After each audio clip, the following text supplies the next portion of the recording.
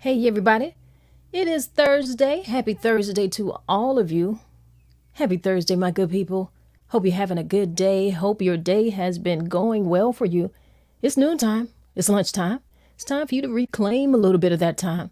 We're not just going to call this lunch because that's not what we do here. We take a little bit of that time back.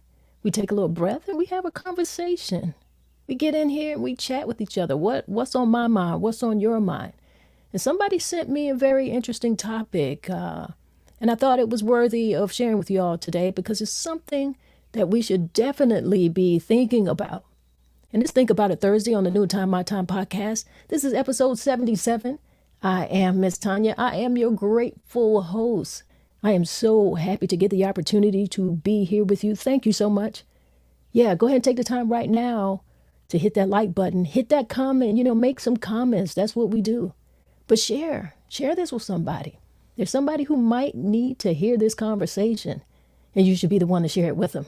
All right. I see we got Keep the Faithful Tori already in the building. She's already saying, hey. So she's telling you all, hey, we had a great conversation on Talk It Out Tuesday. That's what we do. We get together and we talk about different things. But today we got something that we should be thinking about. I got this in my inbox. The biological clock versus the financial clock. What is our truth? This is kind of a discussion and a debate among men and women. Women, of course, having that biological clock ticking, and men are thinking about their financial clock. I feel like by having this discussion, we will be able to empower ourselves to make more informed choices. We can challenge societal expectations and create more inclusive and supportive environments for all individuals in their family planning journeys. That's important. It's a conversation that I feel like we should have. We need to discuss all of these challenges, all of the stereotypes, shed some light on the complexities of what it takes when you're thinking about beginning a family, because family planning really is important. It really is. And we're going to talk about it. But before we get too deep into the conversation, you know what we got to do, good people? You know what we do here. We got to do a little breath work.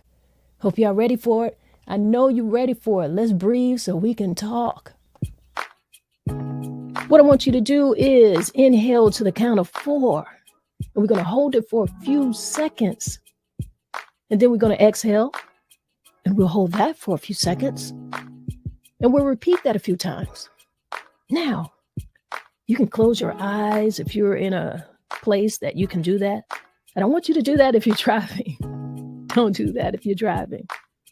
Don't do that if you're actually sitting at the desk. If you got your head pods on and you're taking a listen, we'll vibrate with us and listen. But if you can close your eyes, close your eyes. You want to take it a step further, put your hands over your heart and feel that. You are alive. That's you. Let's get into it. Inhale to the count of 4. Hold that a few seconds. Exhale. Hold that a few seconds. Inhale again. Hold that a few seconds. Exhale. One more time. Let's inhale. Hold it a few seconds. And exhale. Yeah. Doesn't that feel great? It feels better than great. We need a word that's a little bit better than great. It feels better than great. Yeah. Ooh, feel that in your body. Feel that in your spirit. Hope you took an opportunity to take that breath work for yourself. Get yourself in that mood. Relax a little bit. We're going to have a little conversation here. It is Thursday, and it is Think About It Thursday. It's the Noontime My Time Podcast. You know what your dress code is here for today? You need to have on your thinking cap. Have it on. Put it on. Put your thinking cap on. We're talking about the biology clock versus the financial clock. It's not so much a debate between men and women, but it is definitely a conversation for men and for women, because women, we have to deal with that biological clock. That clock is ticking, and a lot of women are aware of it. But have you thought about what is on the man's mind? Because he doesn't have to deal with the biological clock. He doesn't. But there is a financial clock that he has to deal with. And clearly men are thinking about this, because the topic came to me in my inbox and it came from a man. So I know that it is something that we definitely should discuss. It's very important. It allows us to explore that intersection of biology and finance and how they impact family planning decisions differently for men and in a different way for women.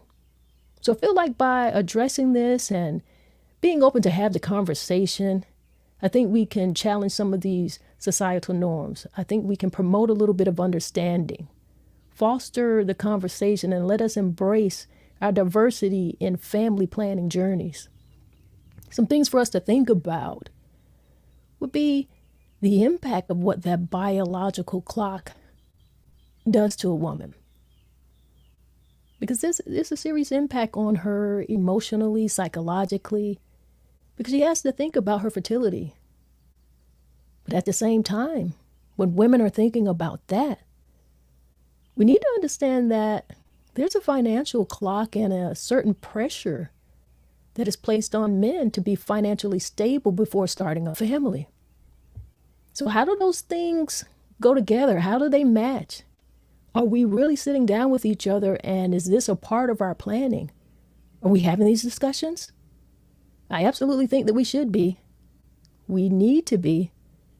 What are some of the society expectations and some of the cultural influences that you feel impact our family planning decisions for both genders? I want us to think about that.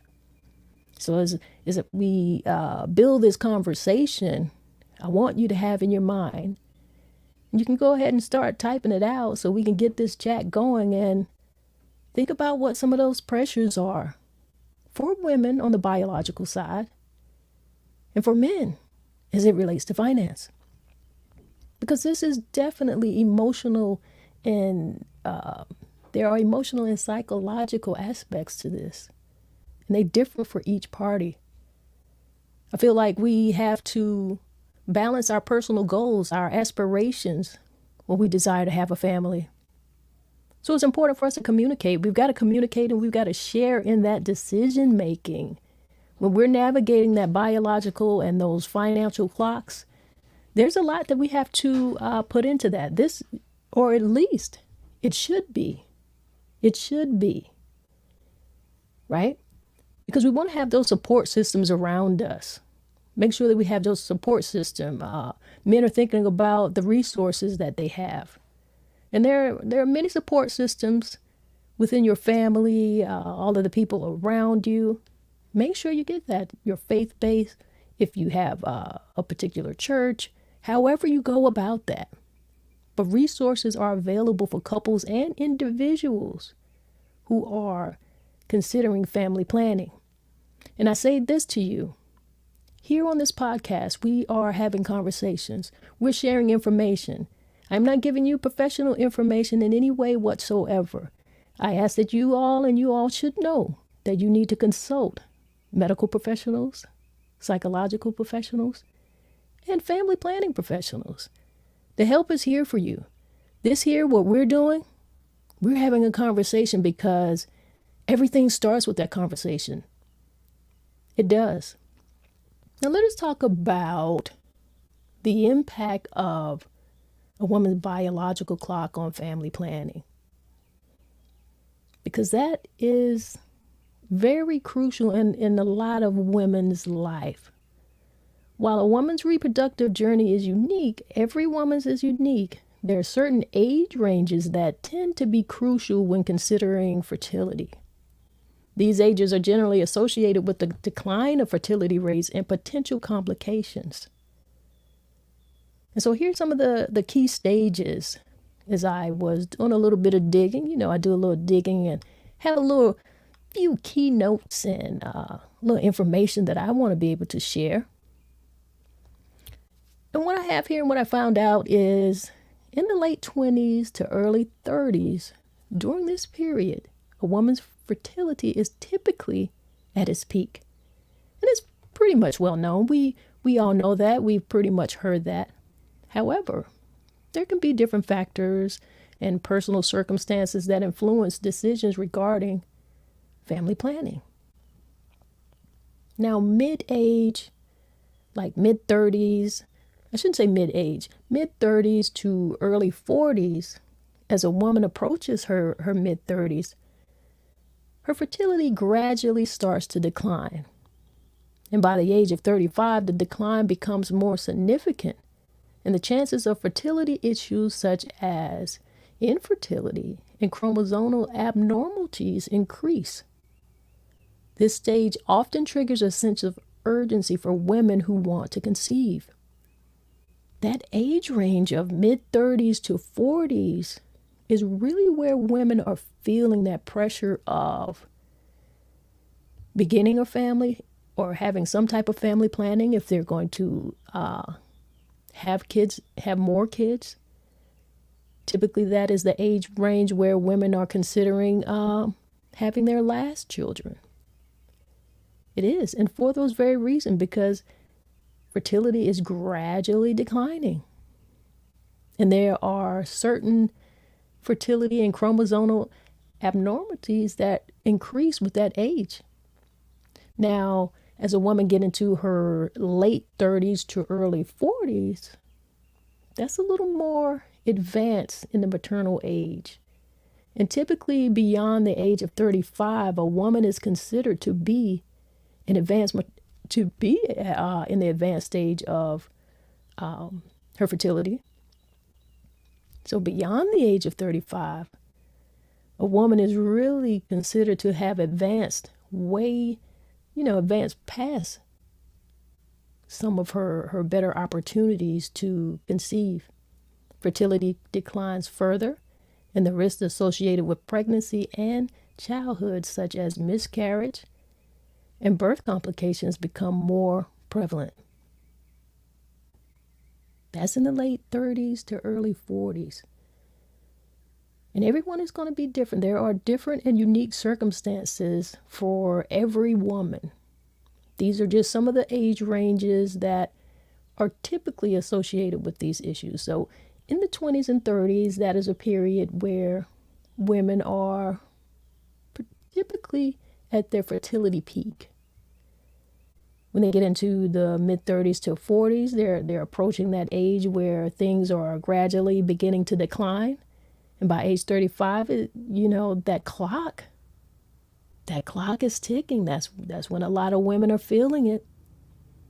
That's when they feel it. Do I have any women here who are listening who felt that biological clock as they approach their 30s and 40s? Or perhaps are there any mothers who became mothers within their 30s and 40s. And let's talk about some of those issues that you thought about.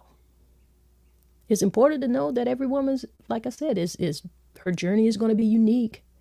These age ranges are just general guidelines rather than strict rules. We can't have strict rules for everybody. So factors such as your overall health, your genetics, and your lifestyle choices, they all are going to be a big influence on your fertility. So if you're considering family planning and have concerns about your biological clock, it's advisable to consult with a healthcare professional or fertility specialist who can provide you with a little bit more personal guidance based on your individual circumstances, right? That's on our side, women. And I understand that. I had my first child at 25. So that was definitely within my peak range of fertility. Also, I did have my last child at 31.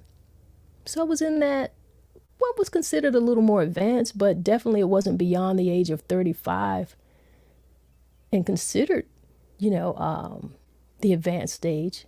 But for me, it was something that I had been thinking about because I had my first child at 25. And just in my mind and for where I felt like I was in my life, I did have that conversation. And so I had that conversation with my husband and I told him, I said, well, I shouldn't say told him, but I expressed to him that if we were going to have another child, for me, I really wanted to think about doing it at the age I was at that time. I'd already turned 30. And for me, I felt like that was a cutoff age only because that's what I thought about. I thought about my life, where I was in my life, my health, the energy that I felt, like I would have as this child would age. I looked at all of that. I thought about how old my son would be. Didn't know he would be a son at the particular time, but how old this child would be, and how old I would be when he graduated from high school. So I was like, okay, let's think about this. If we're gonna do this again, this is what I have on my mind. And then we made a decision. So that's what worked for me. And I got to tell you something. It really was a big difference for me personally in having a child at 25 and having one at 31. And that's not a huge age gap, but at the same time, it really is. That's 6 years. And the recovery was different. It was just I won't say that because I didn't have neither of my pregnancies were difficult. So I am grateful for that. I feel very blessed for that. I didn't have long labors in either one of them. However, I really did feel the difference. My energy level in recovery was different. It took me a little bit longer because you're going through a lot. It zapped my energy. That bounce back wasn't like the bounce back that I had at 25. And I actually thought about that as well. So there is a difference. But every woman is different. It is going to depend on your lifestyle. It is going to depend on how you take care of yourself, the maintenance of yourself. And women are having babies at later stages in their life now. They really are. We're seeing women have babies in their 40s. Even Janet Jackson had a baby in her 50s. If you look at the Brat right now, I think she's in her late 40s. So it's not impossible. Your health care and how you are taking care of yourself plays a very significant role. But I also know that there are many women who approach that age, those mid 30s and early 40s. I think they kind of, if they aren't married or if they haven't had kids yet, it really is on their mind. Those biological clocks are ticking. And even women who have children, just like myself. As they approach those 30s, they are thinking about, am I going to do this again? What age am I going to do this again? What is the cutoff age for me? So let me ask some of you guys out here, or shall I say some of you women out here, did you have a cutoff age of thinking about conceiving or having a child? Was there a cutoff age for you for family planning? Let me know in the comments. I see some people out here watching, so chime in and let me know. We'll get the conversation going. But let's also understand that when we're thinking about this, when we're thinking about family planning and when we're having the discussion, this is not a one-sided story here. It's not a one-sided issue. Men are going to have to play a role here, so they are a part of it. They're in the conversation. So while you are facing your challenges and you're facing the challenge of your biological clock, have you thought about what men might be facing?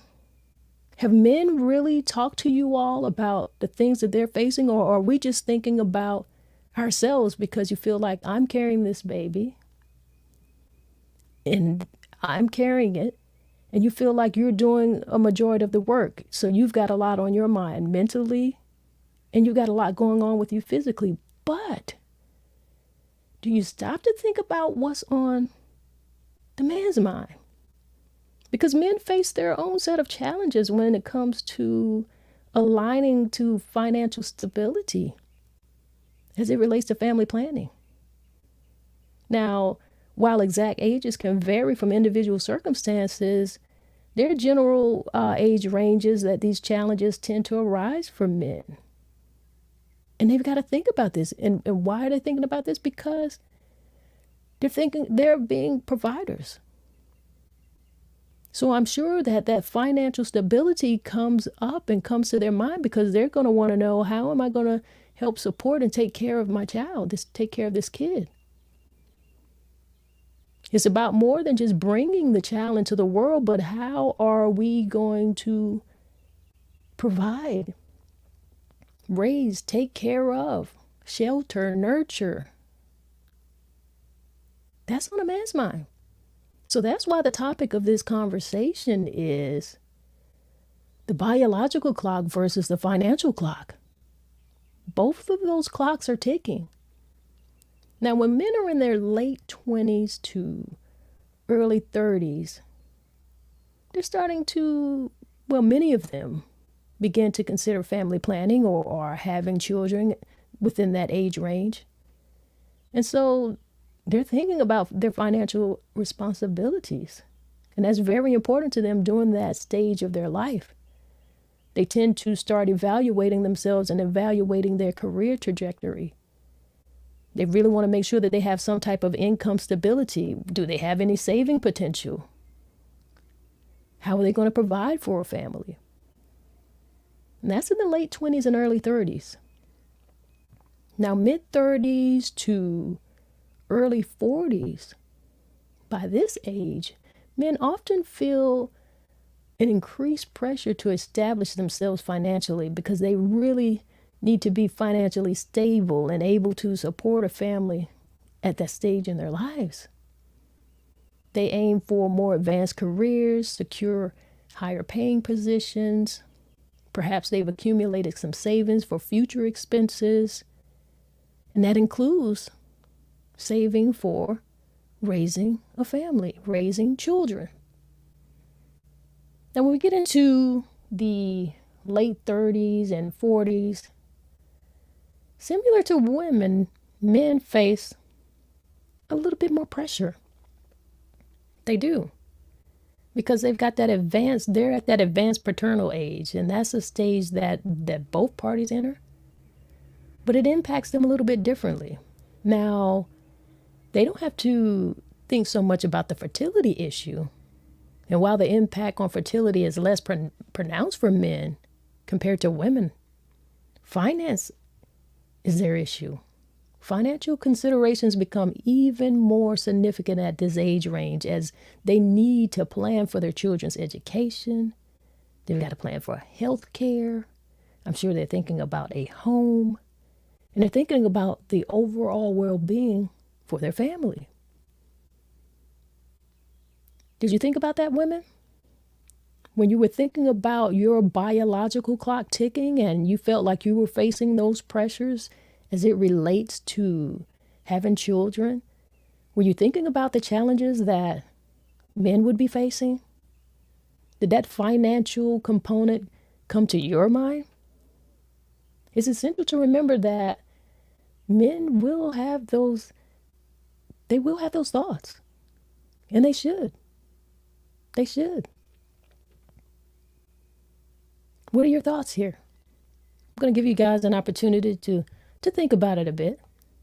Think about it. But we've got to be able to look at both sides of this story. What are some ways that you feel like that conversation can come up for you? How are you going about having this conversation? And men, are you able to express to a woman some of the pressures that you may feel at particular ages as it relates to family planning? Are you able to express that? Because we've got to have the conversation. That discussion of biological and financial clocks, they have an intersection when it comes to family planning. They really do.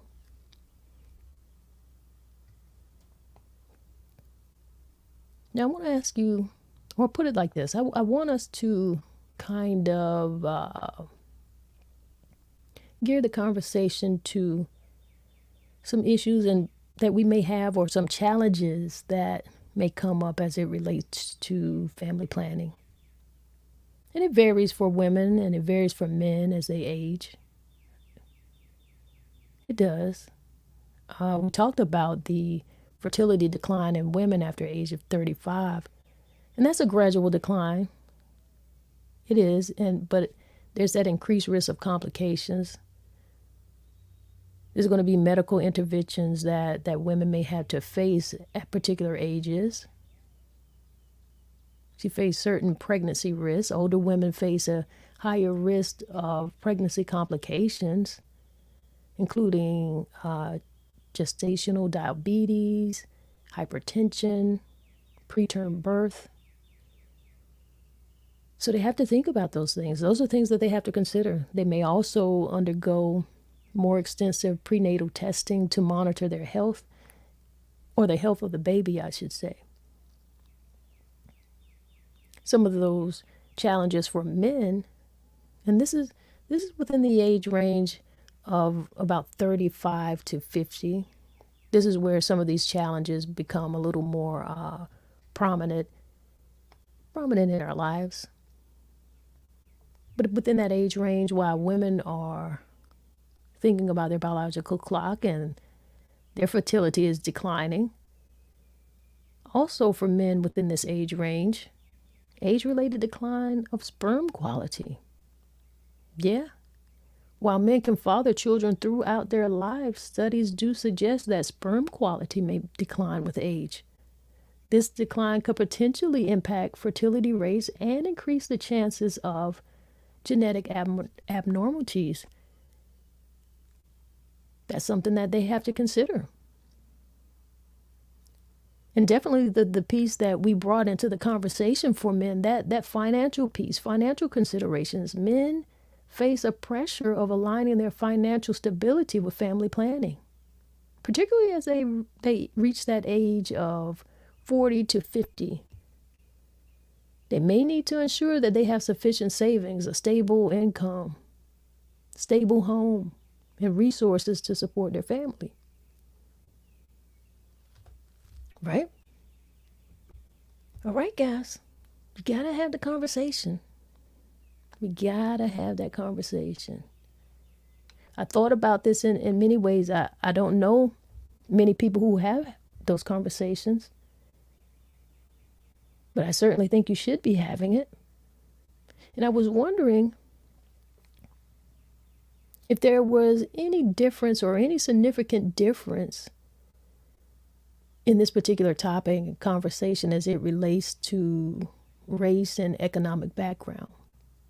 I wondered, like, did that make a difference? And I think that we absolutely have to consider that. There are many things to consider because we know that access to health care and resources are different depending on your social economic background and status. And it plays a very crucial role in how you're going to be serviced, including fertility treatments, prenatal care, and support during your pregnancy.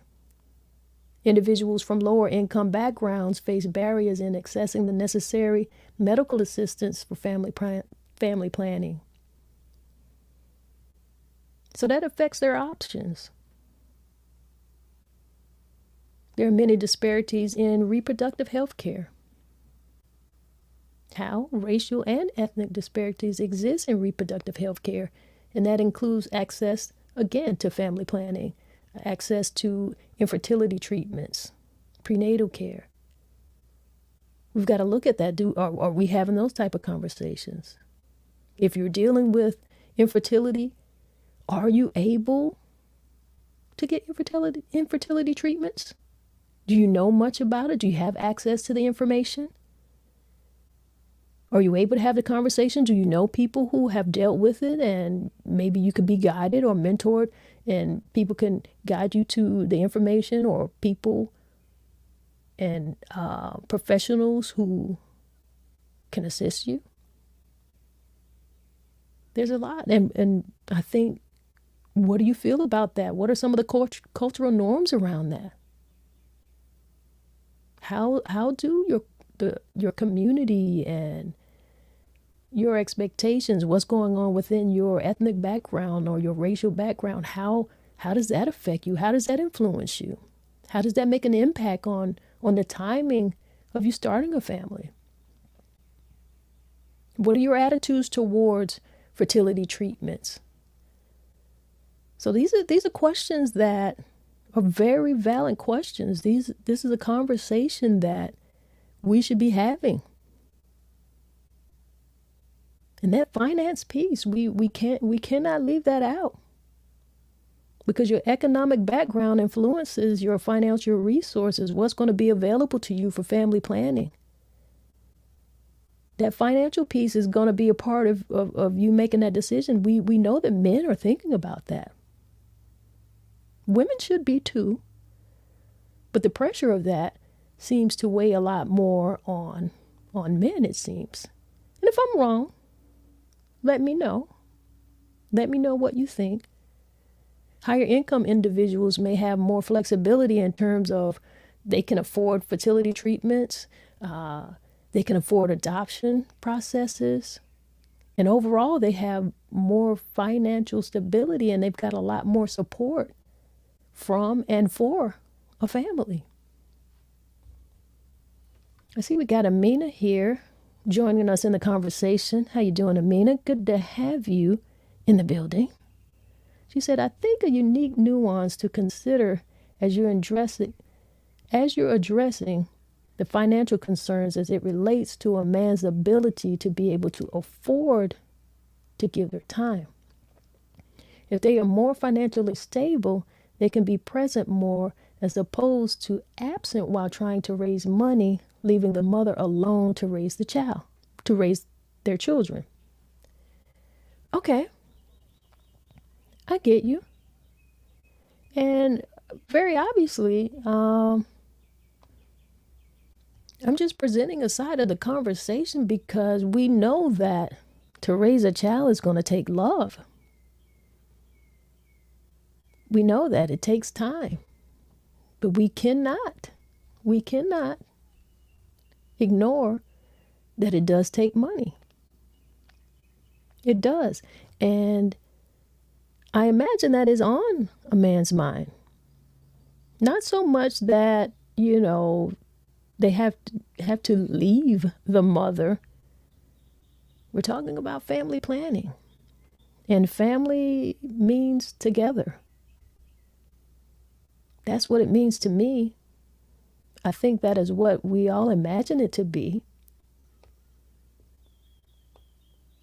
So we're not talking about him out here chasing the dollar and never with the child, or leaving the mother alone to raise the children.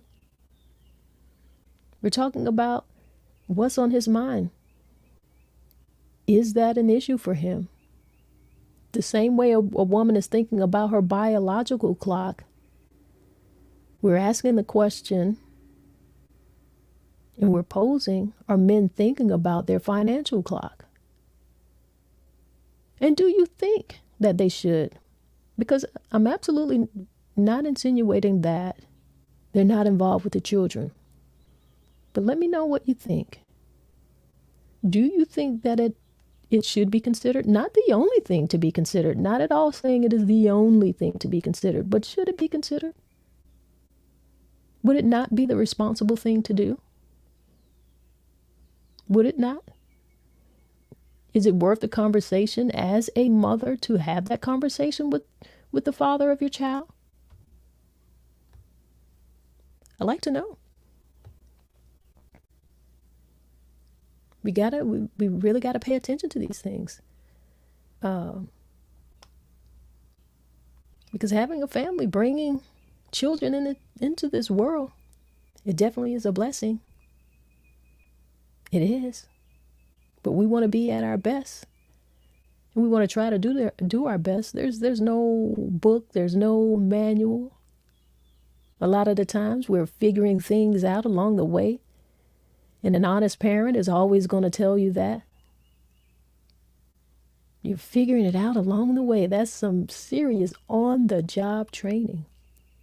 But the conversation here today is, what's our truth, men and women, thinking about the biological clock versus the financial clock?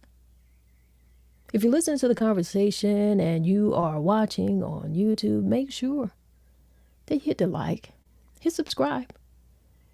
And you guys here on Facebook, make sure you share this with someone. Someone needs to hear it. Someone needs to have this conversation sparked in their mind so that they can sit down and have a further discussion. We're going to take this discussion off of here and take it to your living room, to your dinner table. I want you to be able to talk to each other. That's important. Conversations matter. And that's why I do this. That's why I love to do it.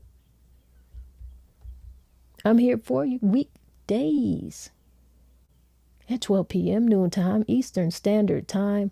It's a Noontime My Time podcast, and we do this live. It's a conversation. This podcast really could have been called a people's podcast because the conversation is you. The conversation is for you. The conversation is about you. Yes, it is. All right. Let's see. Keep the faith with Tori here. She said, I was listening. Great conversation. Well, I appreciate that, Tori. We always want to spark a little conversation among people. Sometimes I feel like we just don't talk enough. And sometimes when we talk, we're really just talking all fluff. And you already know that I don't mind that. We got to have some light-hearted conversations as well. But don't be afraid to have those difficult conversations. We got to be able to look at not just our side of the story or our side of a debate. We got to be able to look at the other side too. We do. All of the pressure isn't always on us. We got to think about what the other person might be going through. All right? You know what I got to do, y'all? I'm going to get out of here. I am. I appreciate you. I thank you for listening. I really do. I want you to know that if you're considering family planning and you have concerns about your biological clock, it is advisable to consult with healthcare professionals or fertility specialists who can provide personalized guidance based on your individual circumstances. All right? It's important to note that. It's important to note that every woman's fertility journey is unique. So the age ranges that we talked about are just general guidelines. They aren't strict rules. the factors of your overall health, your genetics, and your lifestyle, those are going to play very important roles in your fertility, in your family planning. Guys, we hear you. We right there with you. We know you've got that financial clock ticking for you. We understand that. Do your thing. Do your thing. It's essential to remember that the age ranges that we talked about are also approximate for you. And there are definitely going to be individual circumstances that greatly influence the timing and the nature of your financial challenges related to family planning. Factors such as your personal goals, educational attainment, career choices, some of the financial choices that you're making, all of these things vary among men. But ultimately, open communication and shared decision making between you and your partner play a crucial role in navigating that financial clock for you as it relates to family planning. Guys, do some consulting with financial advisors or professionals who specialize in family planning, because they're going to be able to offer you some valuable guidance and information, some valuable guidance in managing your financial responsibilities. You can achieve your stability. You can. Don't let it overwhelm you. So just start. Make sure that you're making plans for yourself and for your future and your family. All right. I got one last comment that I'm going to bring up before I get out of here, guys. Let's see, Miss Amina here. She says, I do believe women are more self-centered when it comes to this discussion. They tend to think about their role as a mother. And unfortunately, I think men aren't as aware that they have a say so. Should be a clear stance. They have rights too, and it should be considered for sure. Absolutely. I agree with you. I agree with you 1,000%. This is definitely a decision that is made between the partners. Communication has to be shared. That's very crucial. This is a family we're talking about. We're talking about family planning. So you got to talk to each other. You got to talk. All right, guys. All right. We get ready to get out of here. We get ready to go back and enjoy the rest of our day. If you are eating lunch and you're listening to this, I hope that you are eating something good. I hope that you are. I'm going to try to make sure that I get up from here and I'm going to go get myself something good. I got a little stuff that I got to do a little bit later this afternoon. It's the week of Juneteenth. I want you guys to celebrate us, the emancipation, right? All right, guys.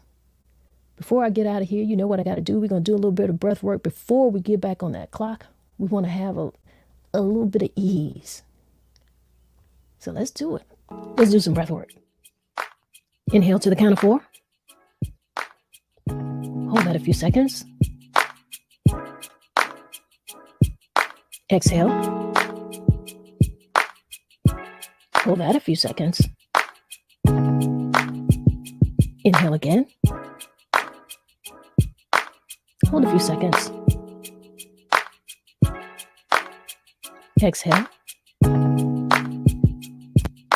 And hold that a few seconds. Inhale one more time. Hold a few seconds. And exhale. Yeah.